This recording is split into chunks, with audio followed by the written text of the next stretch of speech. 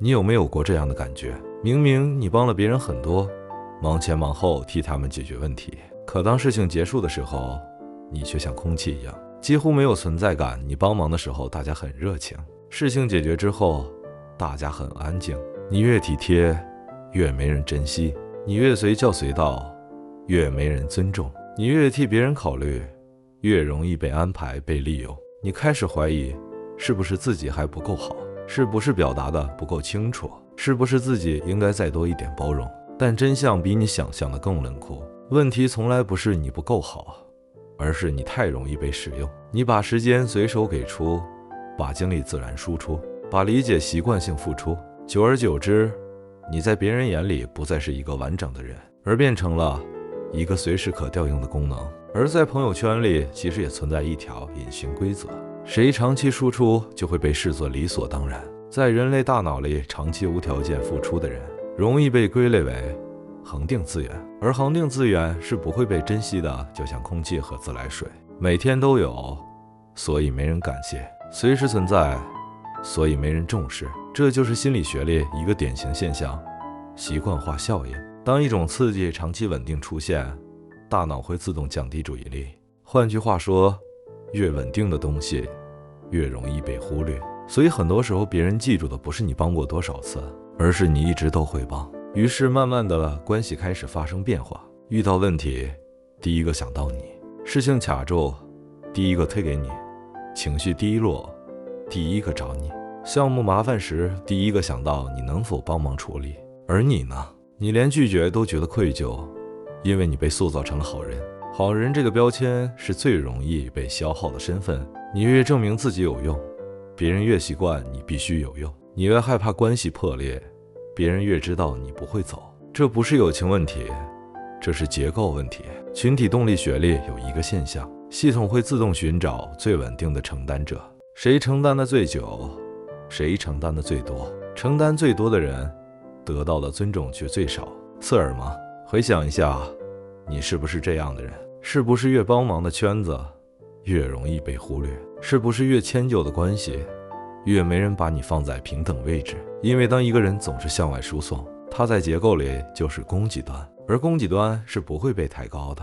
真正被抬高的是有选择权的人。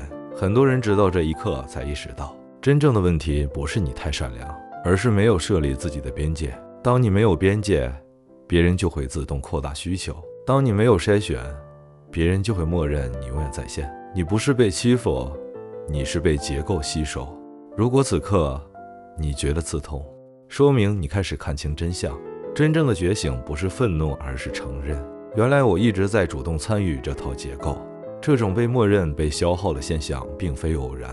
心理学研究告诉我们，其中隐藏着几个典型机制，让我们一一解码，以互惠偏差。别人给你一点东西，本能期待你回馈，你不回甚至只留白，他们会重新尊重你的边界，因为你不是自动供给端。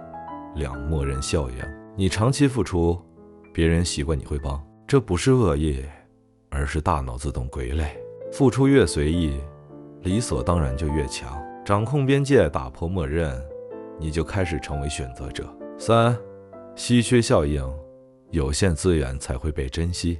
你的时间、精力、关注度本身就是稀缺品，掌控稀缺，你才能从被动付出升级为主动掌控。案例：一位自由职业者把免费咨询次数限定在每月5次，短期内人脉质量翻倍，收入也翻倍。因为稀缺让人尊重，也让你的价值被看见。只有掌控稀缺，你才能从一直被依赖的背影店员变成朋友圈里的选择者。明白这一点后，我要教你几个实操方法，让理论落地。1. 朋友圈体检，翻看过去3个月的聊天记录，谁只在需要时联系你，谁总把责任推给你，谁从不为自己的问题负责，只记录不评判，这是你的数据分析。30天边界实验，当低价值请求出现时，回答我暂时不处理。你打算怎么做？规则：不解释、不补偿、不道歉。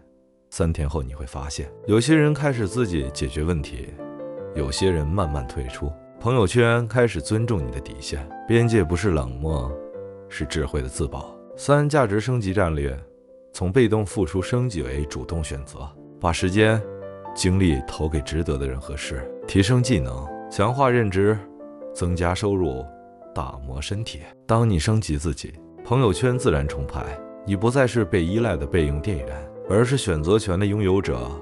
4. 社交收益最大化，不再随叫随到，优质的人反而靠近你，不再讨好换关系，真正珍惜你的人会留下。你从被动付出者升级为主动选择者，真正的成熟不是变狠，而是学会分配。时间有限，精力有限，关注度有限，把它给值得的人，留给值得的事。当你筛选投入，关系自然回报。你不再是备用电源，不再是情绪出口，不再是责任都抵，你是有边界、有选择的人。这就是尊重，这就是稀缺，这就是力量。下集预告：被拒绝不是你问题，是方法错了。我会教你如何让别人主动配合，而不是依赖你。现在我想问你，你觉得自己在朋友圈里是攻击端吗？ A. 是经常被理所当然， B. 偶尔， C. 很少。在评论区选择最符合你的选项，你的选择可能会引发讨论，也可能成为下一集内容的参考。如果这条视频触动了你，记得点赞、关注、转发，让更多人看清朋友圈潜规则，掌控自己的时间、精力和价值。